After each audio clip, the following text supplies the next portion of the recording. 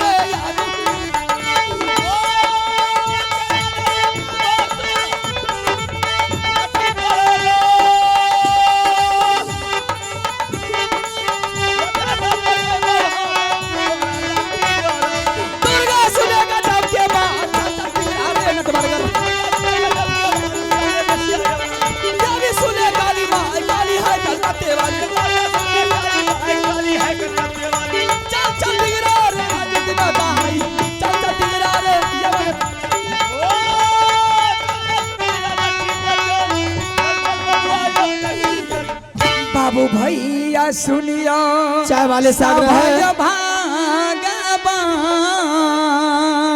चाय वाले भैया से आग्रह है कि आप चाय मेकअप रूम में पहुंचा दें।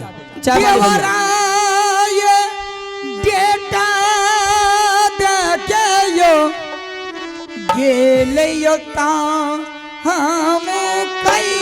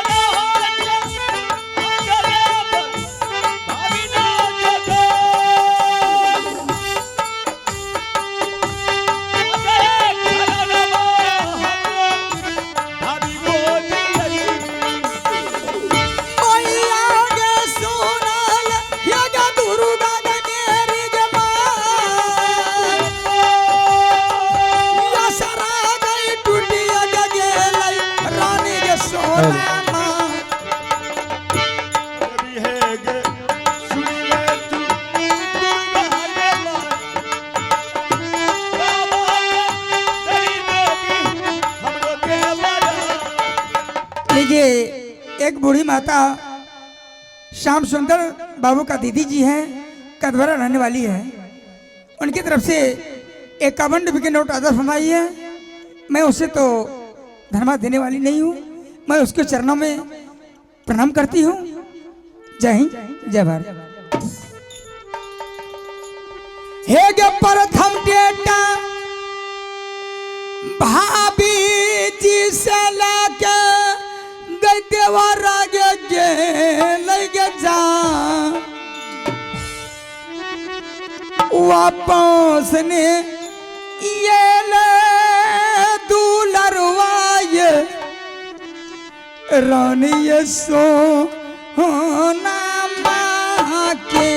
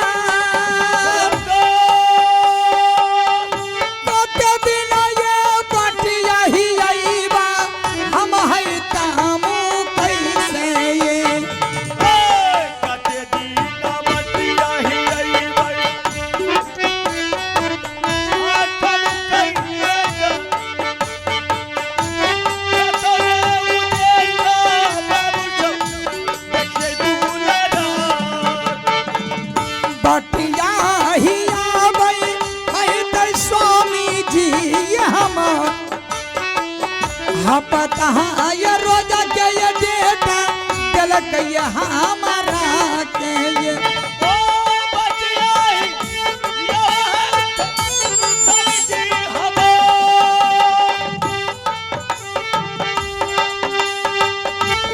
पता ये देखिए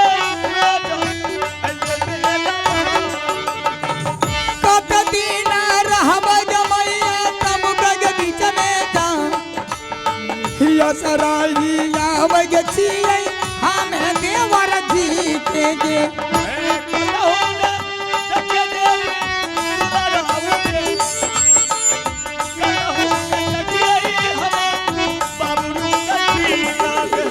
चल सोना रानी मोहबी की लारा बटिया जे धैने मैया चलिए जे मोहाती के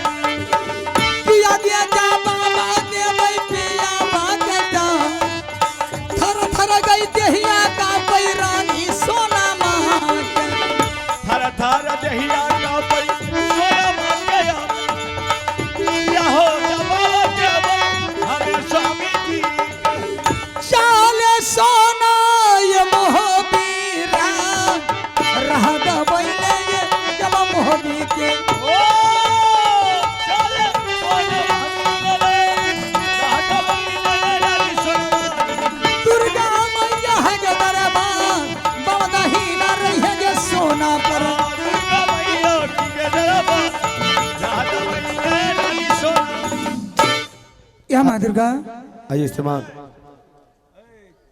आइए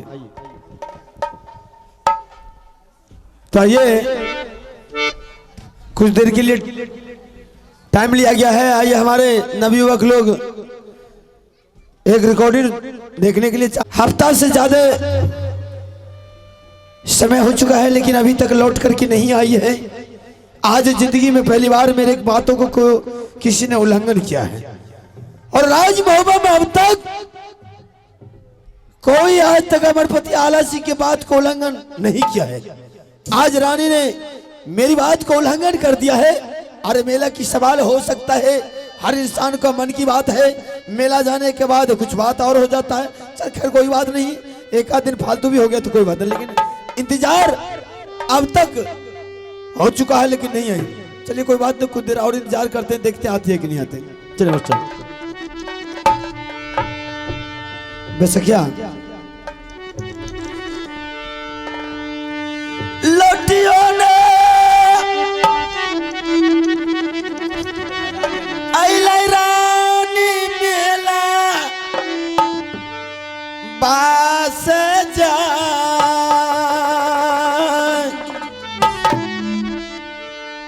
लौटियों ने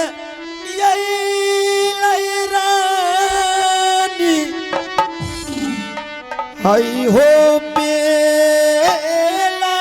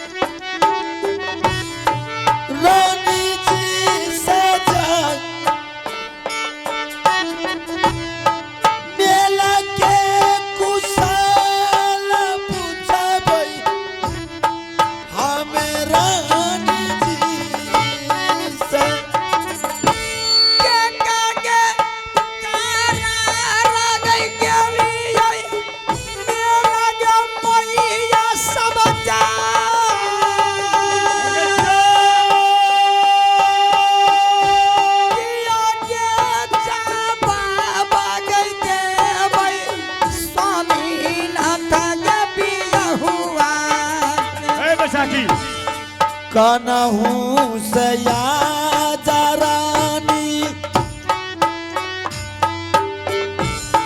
दरबार में जाए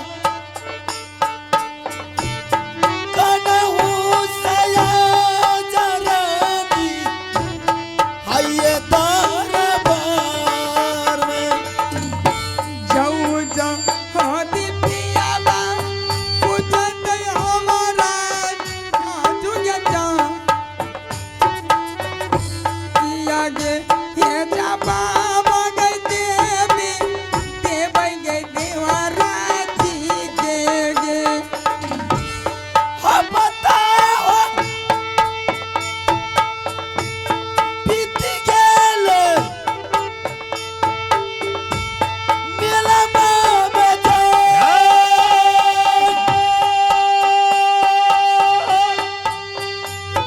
हम बताओ बीत गेल हाय हो रानी जी हौले गे हे दादरिया गे धैले कई तारा बारा चाली गे जा सारे गे हे कुसान सुनई भई हमें गे स्वामी जी गे दिल घबराबै छालै हमारा के जाय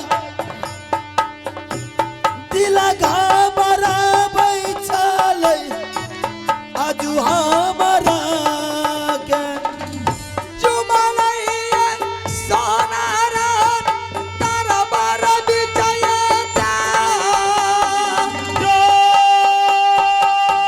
चलैया सोनाय रानी पिया बाना जय दिकनेया सुनिए या बाजा में रानी जी के जाय सुनिए या बाजा में ये रानी जी के कलचारी मिनती करिए हे राजा जी के जा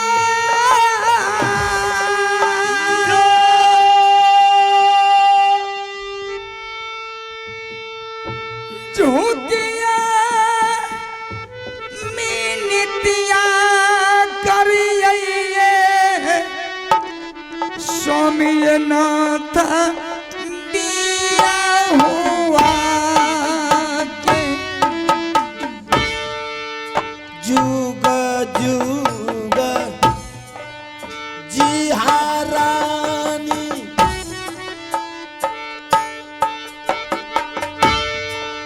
मोहाबा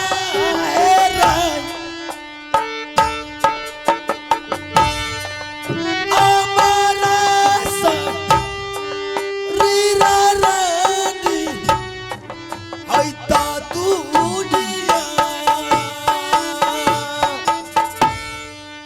मैया है गे सोनले तो दुर्गा मेरे गे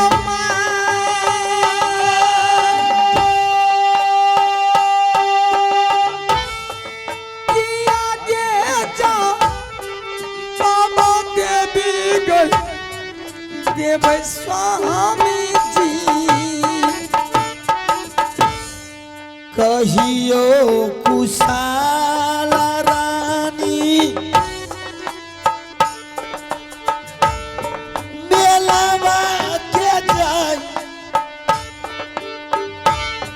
कहियो कुशाल रानी हाय मेलावा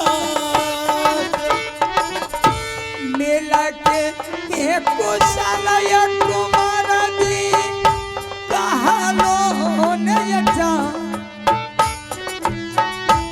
मेला के एक कुशलय पिया हुआ हमारा ने कहना चाहिए किया है कुबोलिया देलिए सुनाई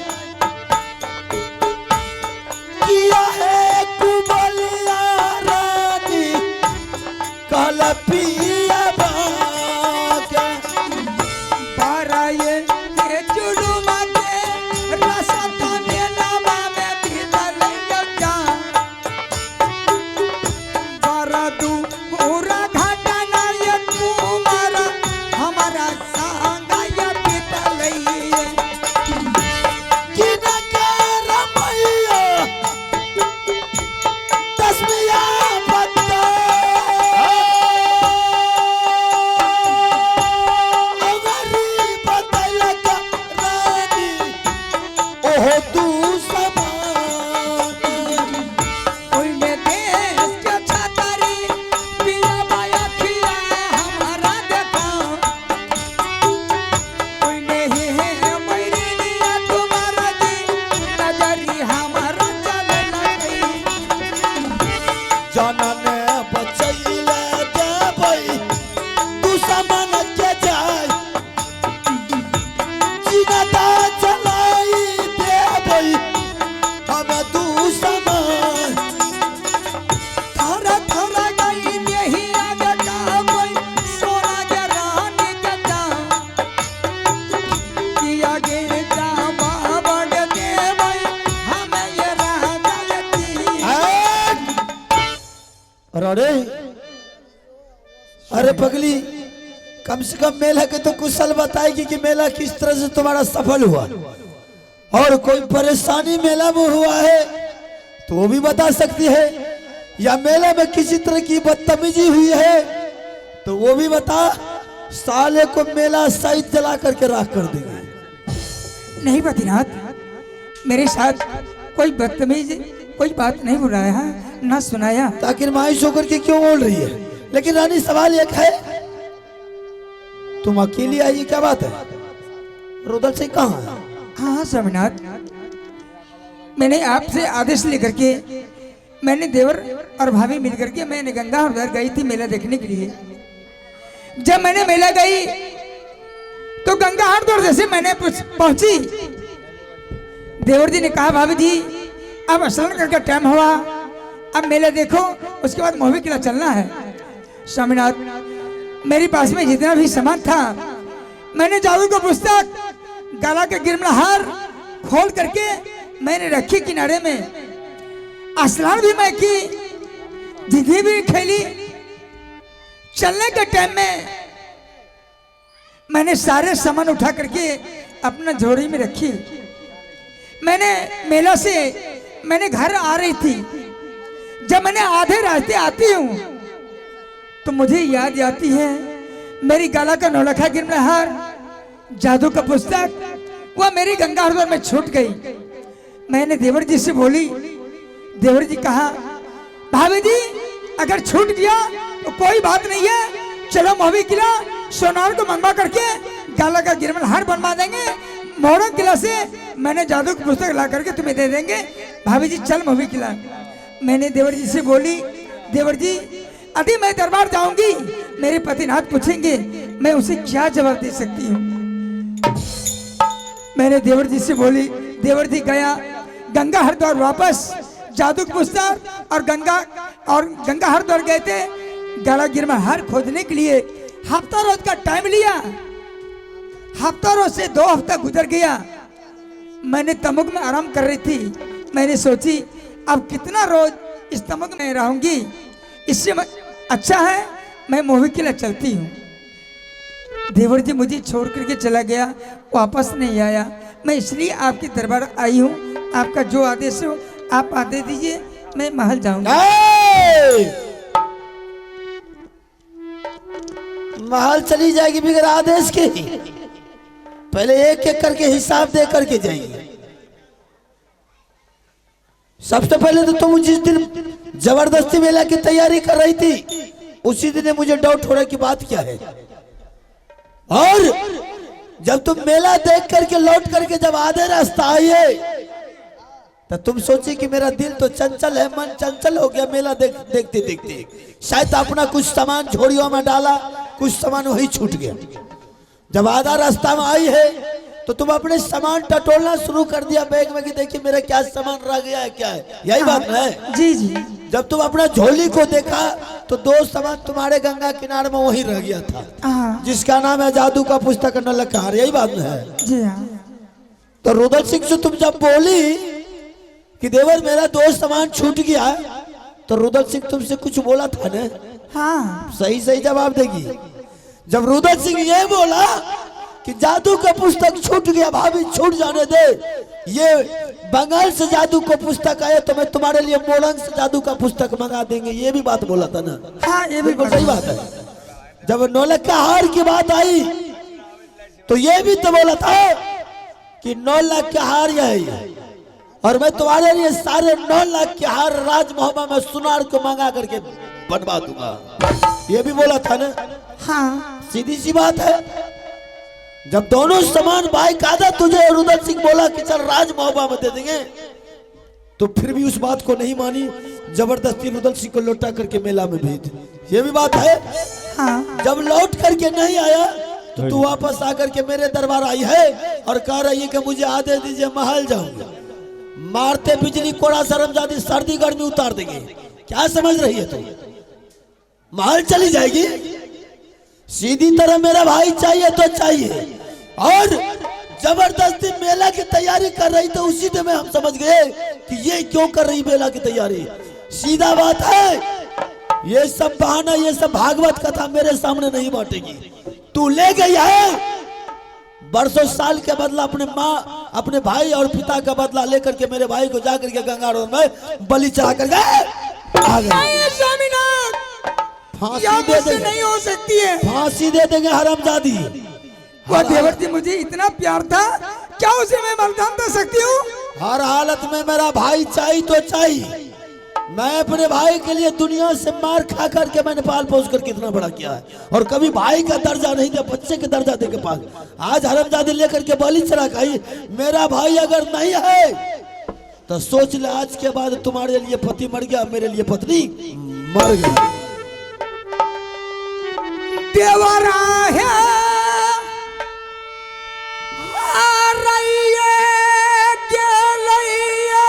खबरदार, या मेला बा में जा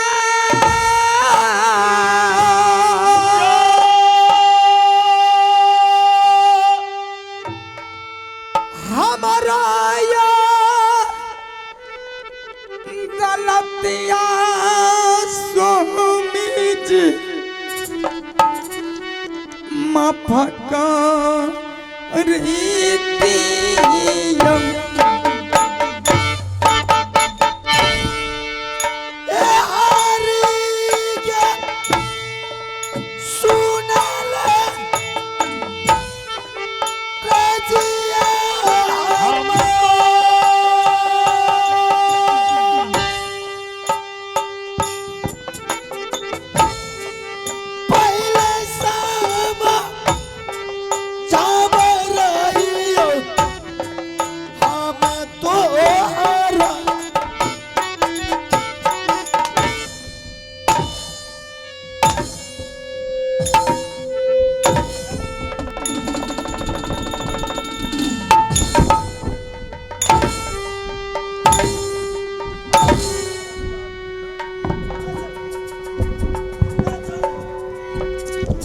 बड़ी मजा आ रहा था मेला देखने का शौक है। मेरा भाई हर हालत में चाहिए तो चाहिए, चाहे इसके लिए मुझे तुझे दफनाना ना क्यों ना पड़े, दफना दूंगा। ये माया ना तारे रहा या राजा जी तो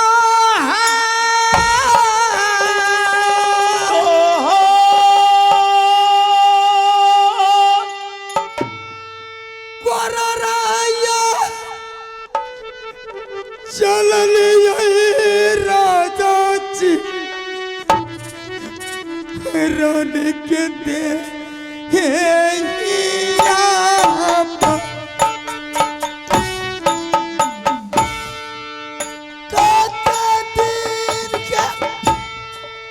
दुश्मन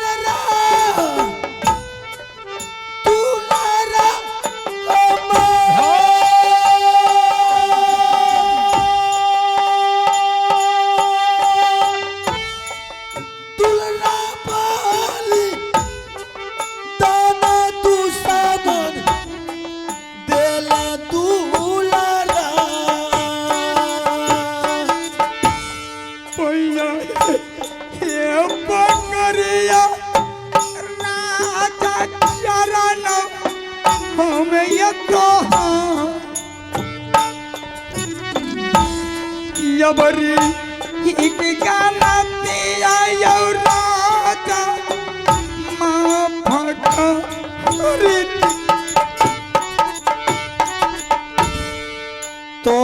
सन सन रानी बाजारा गिरा बाजारा की रे बहन तोरो देहिया